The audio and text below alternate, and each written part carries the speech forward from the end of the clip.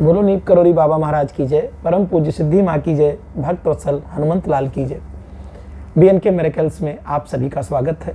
मैं डॉक्टर उमेश वाजपेयी उपस्थित हूँ आपके समक्ष अपने प्रभु नीप करोरी बाबा महाराज की अद्भुत लीलाओं का वर्णन करने के लिए। आज की जो प्रभु की लीला है ये भी प्रयागराज से जुड़ी हुई है। बाबा के बहुत से भक्त प्रयागराज से हुए हैं।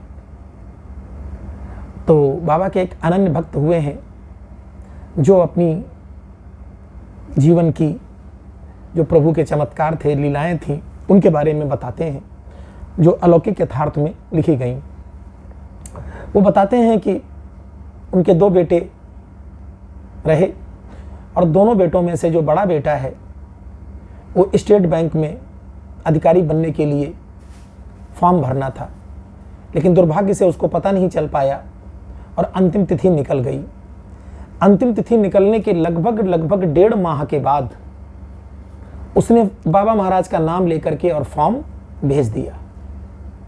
अब आप सोचो, ये प्रभु कृपा ही है कि 1.5 महीना अंतिम तिथि निकल जाने के बाद फॉर्म जाता है और वो फॉर्म एक्सेप्ट हो जाता है, शुरू हो जाता, मतलब स्वीकार कर लिया जाता है।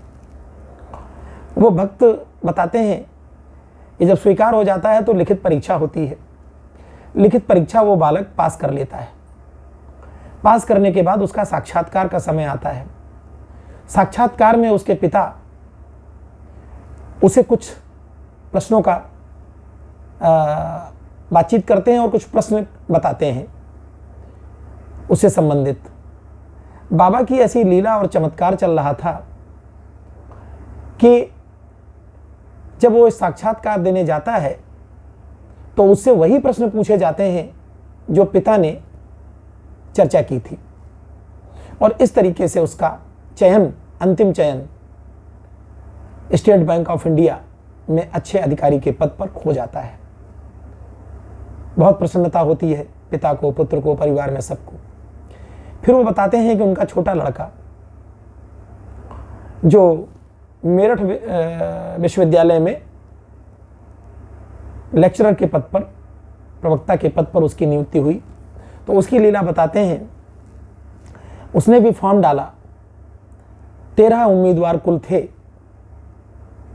और जैसे कि बड़े भाई के बारे में वो जान चुका था तो उसने उसी तरीके से साक्षात्कार के दिन अपने पिता से पूछा कि पिताजी कुछ हमें बता दीजिए।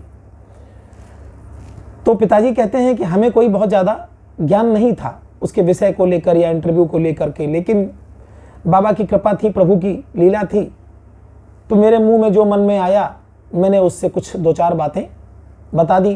कुछ प्रश्नों के बारे में, कैसे पूछे जाते हैं, क्या किया जाता है, उसको बता दिया। और वो बताते हैं कि जब उसका साक्षात्कार हुआ तो पिता के द्वारा जो प्रश्नोत्तर किए गए, आपस में चर्चा की गई, वो उसके साक्षात्कार में बहुत सहयोगी सिद्ध हुआ और 13 लोगों में उसी एक व्यक्ति का चयन हुआ उस पद पर, चूंकि एक ही सीट थी। तो ऐसे करके प्रभु की वो लीलाएं, वो कृपा, वो सब कुछ आपको मिलता है जिसके आप पात्र हैं। लेकिन मिलता तभी है जब आप भक्त होते हैं। आप अगर दुनिया का आडंबर अगर लिए घूमते हैं, दुनिया का दिखावा लिए घूमते हैं, तो सच मानिए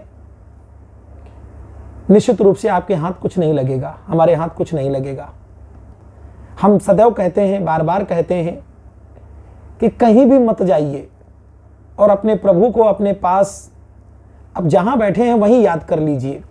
सच्चे मन से याद करिए, उनकी शिक्षाओं पर चलिए, उनके बताए गए मार्ग पर चलिए और लोभ को, लालच को, क्रोध को, इससे बचने की कोशिश करिए। जीवों पर दया करें, गरीबों का सहयोग करें, भूखों को भोजन कराएं। यही सब प्रभु की शिक्षाएं हैं।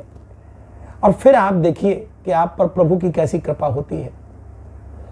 तो मैं तो बार बार यही कहता रहूँगा, आपको अगर किसी को अच्छा लगे स्वीकार करें, ना अच्छा लगे जैसी आपकी इच्छा।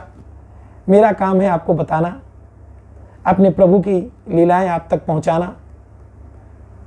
तो आज की लीला आपको प्रभु की कैसी लगी आप कमेंट बॉक्स में अवश्य बताइएगा।